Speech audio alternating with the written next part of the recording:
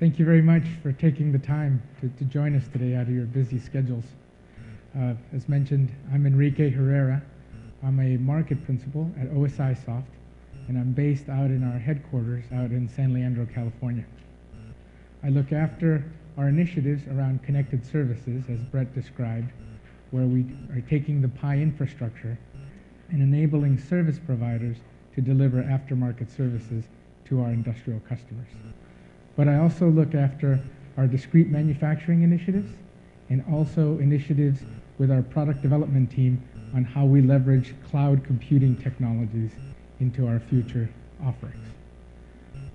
So today, I asked us to talk about how the data infrastructure that Brett described can converge operational technology with the IT organization.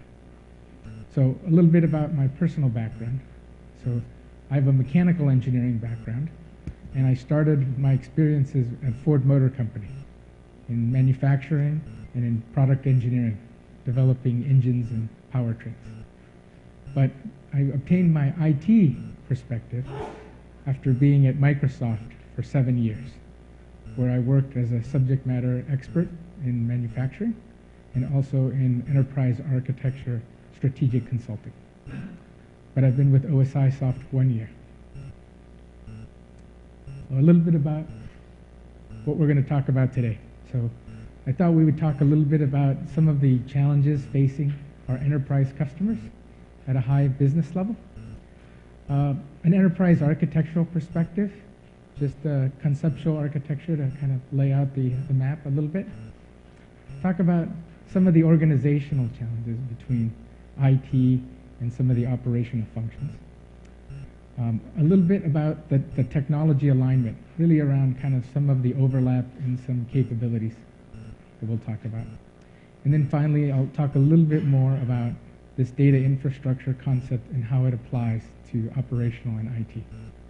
And we'll hopefully, if we have time, we can conclude with some questions and some answers. So the enterprise challenges, the ones that the CEO and the COO are facing. They're really looking at their functional silos. They're different organizations that have to collaborate to deliver a strategic initiative. So whether it's IT and manufacturing or IT and supply chain, they have to kind of collaborate so that they deliver value at a holistic company level. If you look at managing costs, the CIO has to manage a portfolio of applications and technology solutions. But as if they look at that portfolio, they're spending about 70% of their budget maintaining the legacy systems and keeping the operations running, leaving not as much money to do strategic initiatives. But these companies are moving forward. They have to be agile in order to adapt to their customer and the business environment. So you have this complex environment, you have the market trying to drive complex changes, and you have organizational alignment challenges as well. Of course, the areas around risk, especially when we look at manufacturers of equipment in terms of liability and the data coming from their product as it's out in the field with customers. And then the last one that they look at is around their workforce and ensuring that they have the right skill sets to do some of these initiatives that cross IT and business. So that skill set is actually quite rare to have people to do those type of initiatives.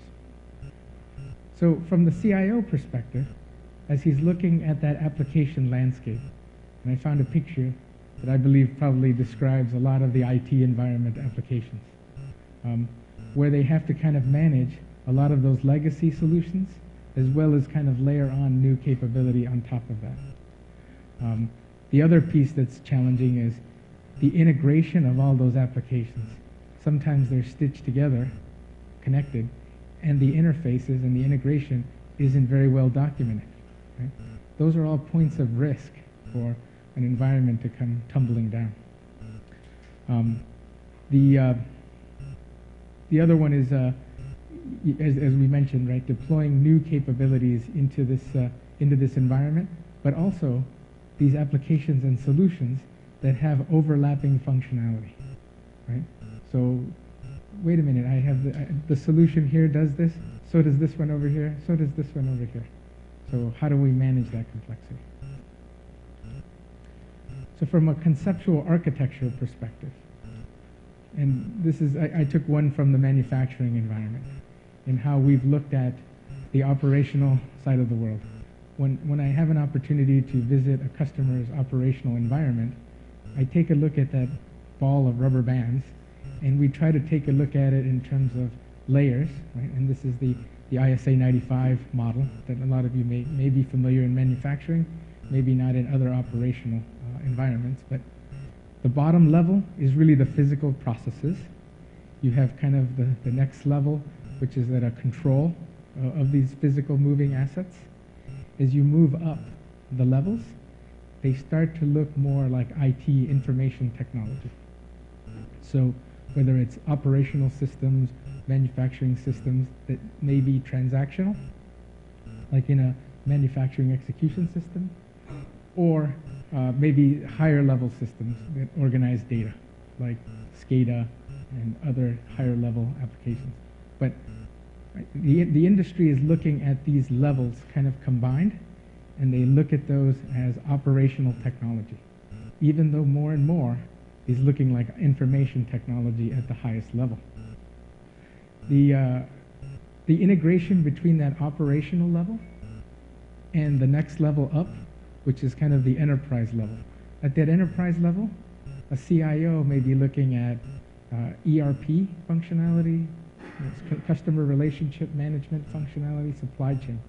And so that is kind of the integration point between the operational technology side and the informational technology side.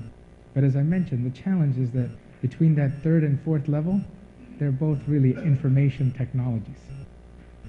So if we look at now from an organizational perspective, how do we look at those overlapping levels and technologies? So if you're an operations company, the right side would look familiar, specifically around kind of upstream oil and gas or exploration, or in a semiconductor manufacturing facility. That's what you would consider operations. But if you talk to your CIO and you talk to him about operations, what is he thinking about? He's thinking about data center operations, IT environment and operations. And there's usually that wall in between. So they're both talking about operations, but it's a slightly different perspective. I'll share with you an experience when I was managing a manufacturing IT organization. And this was about 10 years ago. I thought it was very valuable to take my resources, my analysts, my technicians, and have them get experience if they were IT in manufacturing. Or I would take manufacturing engineering or operational engineering people and bring them into the IT organization. So by crossing people, you start to blend, you start to address some of the issues and some of the different perspectives. So now let's take a look at what the CIO has been looking at in terms of integrating that complex environment. And as I mentioned, they've been focusing on integrating a lot of those large enterprise systems, transactional systems, right? ERP, SEM, PLM from the engineering system perspective. And they've been trying to get a business intelligence perspective of how the business is running. While our friends on the other side, on the operational side, have been working very hard to integrate all of those operational technologies, like the manufacturing execution systems and the laboratory systems. So they've been kind of working on integration, really, in two different worlds. But as I mentioned, the technology starts to look similar, especially at the higher level of the operational side. So we look at this notion of a data infrastructure that helps bridge that gap between the two. And we'll talk a little bit more about that, specifically on what I mean by bringing those two together. But there's obviously value, obviously reducing overlap, making sure that you don't have inconsistency and that the data kind of supports both sides of the organization.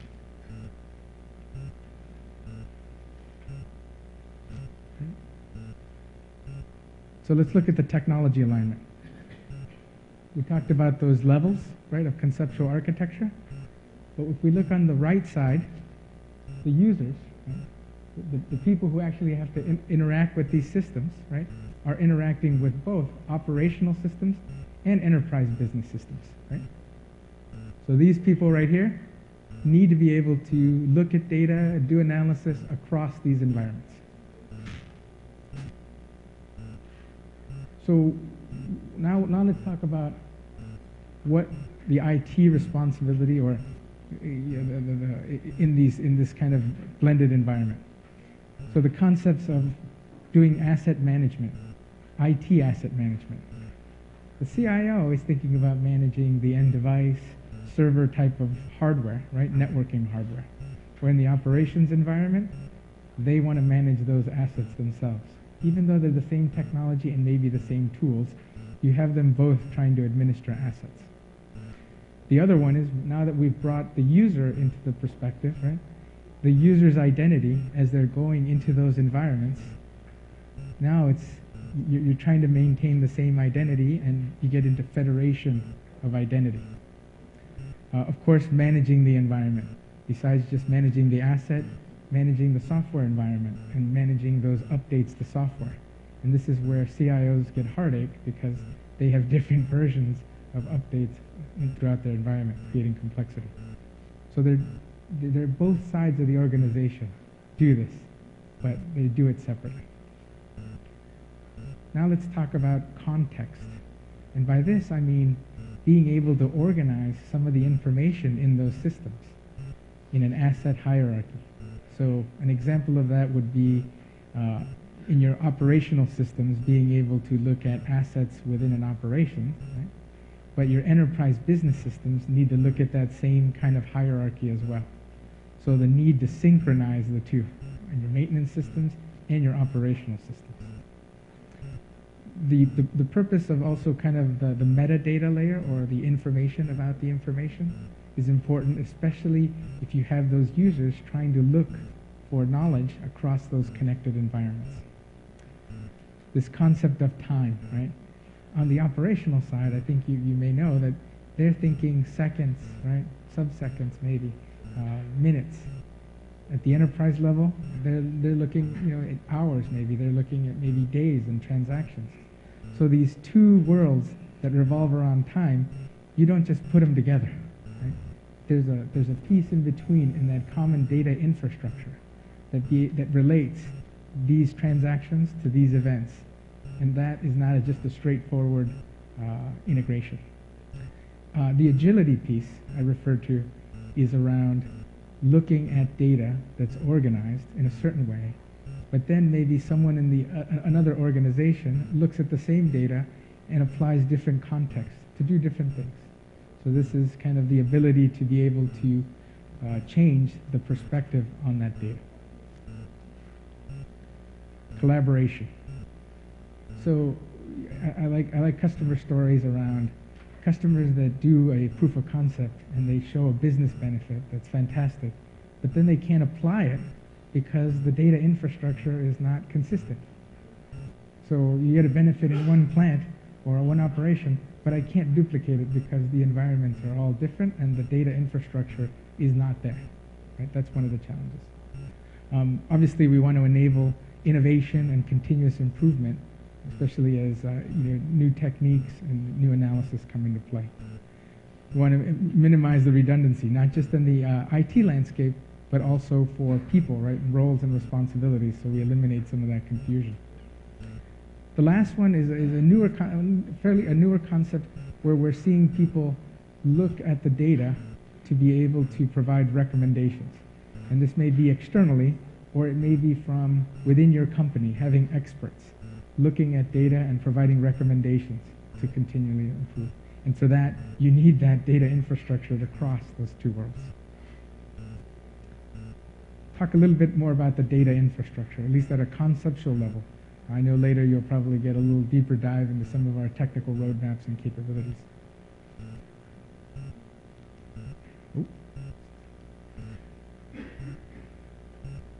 So when folks are trying to do analytics or get insight into this combined kind of data infrastructure, there's usually kind of three types of data that people refer to.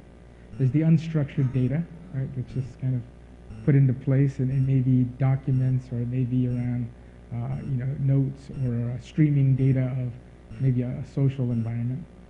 The relational transactional type of data, right, for like a maintenance system or a manufacturing execution system. And then there's the actual temporal data that OSIsoft Pi is very, very good at. And people are trying to draw this insight across this complex environment.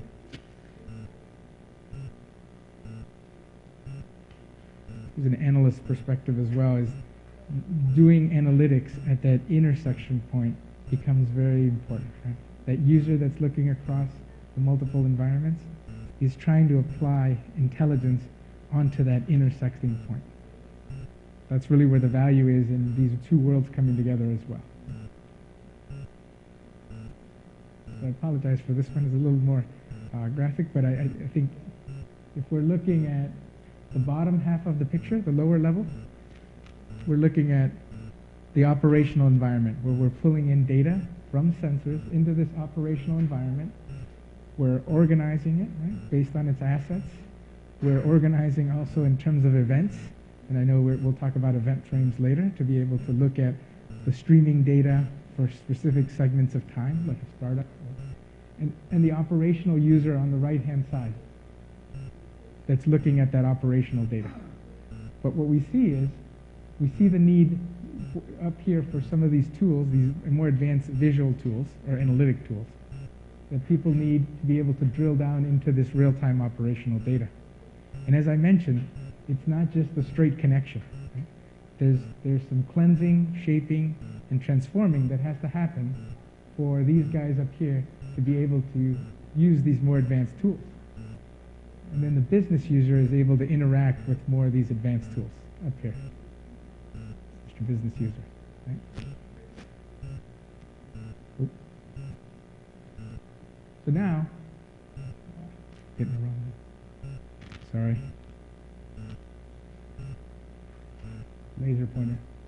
So now up here, as we're working with some of our customers and partners, there's more sophisticated analysis, modeling type of tools that want to use that real-time operational data. Right? But these tools up here are more IT-centric, right? So this is what's driving these two tools together. And the reason, the process that they go through is the real-time operational data comes up, it's shaped, cleansed, transformed, use more of these advanced tools up on the top. The results of the model come back down into the operational environment.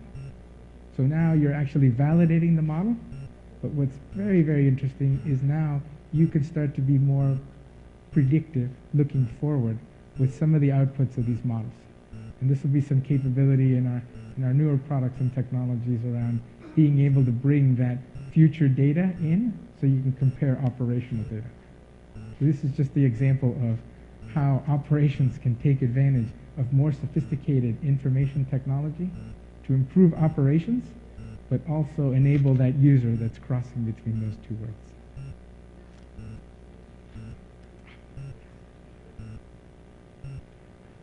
So with that, I conclude the presentation piece, and very open to having question or open discussion or your perspective on these two worlds coming together.